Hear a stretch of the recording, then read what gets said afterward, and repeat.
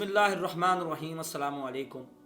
قرآن series کی چوتھی نشست ہے آج کی ہماری، اور اس سے پہلے ہم قرآن کے تعارف پر، قرآن کے مطالب پر، قرآن کے مفاہیم پر بات کر چکے ہیں اور کچھ فضائل بھی بیان کر چکے ہیں۔ آج ہم اس سے آگے بڑھیں گے اور مزید فضائل پر بات کریں گے۔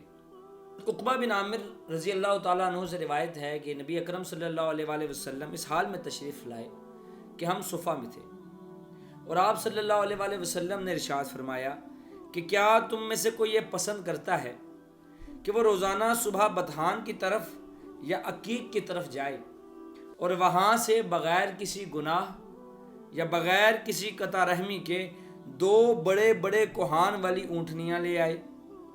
تو ہم نے عرض کی کہ اے اللہ کے رسول، ہم اس کو پسند کرتے ہیں۔ تو آپ صلی اللہ علیہ وآلہ وسلم نے فرمایا کہ کیا تم میں سے کوئی صبح مسجد کی طرف نہیں جاتا کہ وہ اللہ کی کتاب کی 2 آیتیں خود سیکھے یا سکھائے؟ یہ اس کے لیے 2 اونٹنیوں سے بہتر ہے، اور 3 سے بہتر ہے، اور 4 سے بہتر ہے۔ اس طرح آیتوں کی تعداد اونٹنیوں کی تعداد سے بہتر ہے۔ صفہ کا جو چبوترا ہے وہ اسلامی سلطنت کی پہلی درسگاہ تھی، جہاں پر صحابہ اکرام رضوان اللہ اجمعین ایک دوسرے سے سیکھا کرتے تھے۔ وہاں پہ دور دراز سے، مکے سے، مدینہ، عرب کے دور دراز کے علاقوں سے لوگ آیا کرتے تھے سیکھنے کے لیے، اور پھر وہ لوگ وہیں پر رہائش پذیر ہو جایا کرتے تھے، اور اس طرح وہ زیادہ سے زیادہ وقت نبی اکرم صلی اللہ علیہ وآلہ وسلم کی صحبت میں گزارا کرتے تھے۔ تو چونکہ یہ سارے لوگ جو تھے جو وہاں پر آ کے رہتے تھے، وہ سارے کے سارے تقریباً مسافر تھے، اور جو مسافر ہوتا ہے نا وہ غریب ہوتا ہے، وہ غریب الحال ہوتا ہے۔ تو اچھا، ایک تو بات یہ ہو گئی۔ دوسرے ہے جی بطحان اور عقیق۔ بطحان اور عقیق 2 وادیاں تھیں جہاں پر اونٹنیوں کی منڈیاں لگا کرتی تھی، اور سب سے بہترین اونٹنیاں جو ہے انہی منڈیوں میں ملا کرتی تھی، ٹھیک ہے۔ اور بڑے کوہان والی جو اونٹنی ہوتی تھی نا، اس وقت بہت زیادہ قیمتی مانی جاتی تھی۔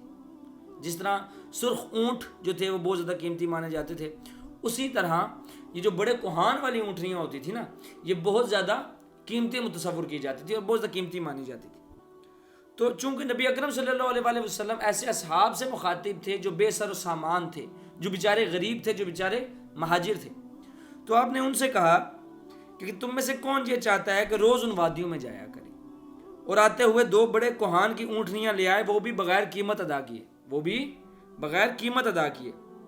تو تمام اصحاب نے اپنی رضامندی کا اظہار کیا اور کہا کہ یا رسول اللہ، ہم سب یہی چاہتے ہیں۔ تو آپ نے فرمایا کہ ہر شخص قرآن کی 2 آیتیں سنے یا سنائے، پڑھے یا پڑھائے، تو وہ اس کو بہتر ہے ان 2 بڑے کوہان والی اونٹنیوں سے، اور جتنی زیادہ آیتیں سنائے گا اس کے لیے اتنی ہی اونٹنیاں پا لینے سے کئی گنا زیادہ بہتر ہے۔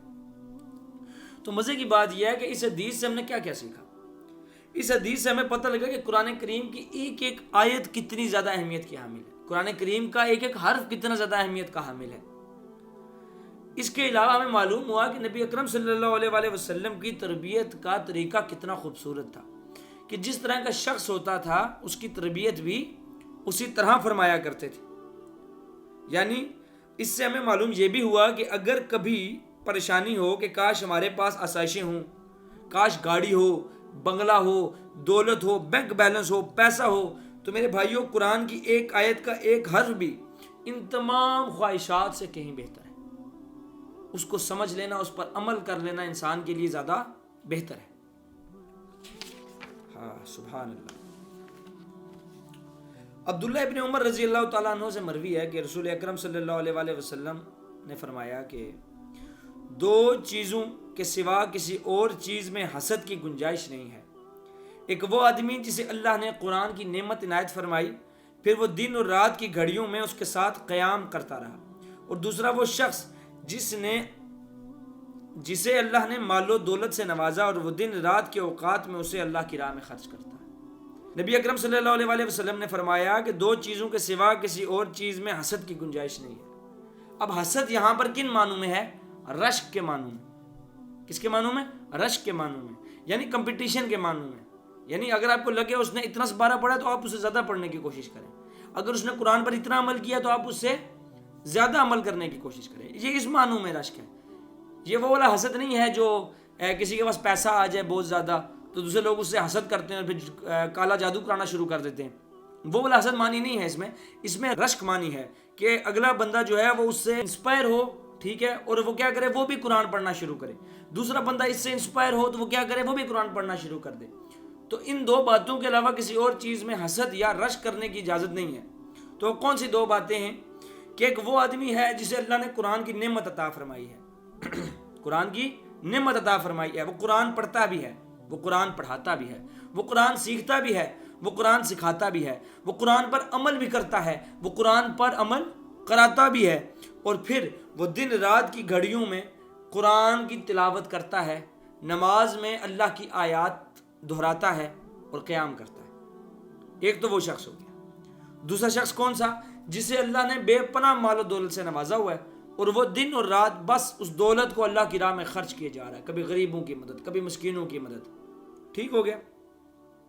اچھا، اب قرآن کی نا، میں جیسے پہلے بولا کہ ایک ایک آیت جو ہے نا وہ خوبصورت ہے، وہ اہمیت کی حامل ہے، وہ فضیلت والی ہے.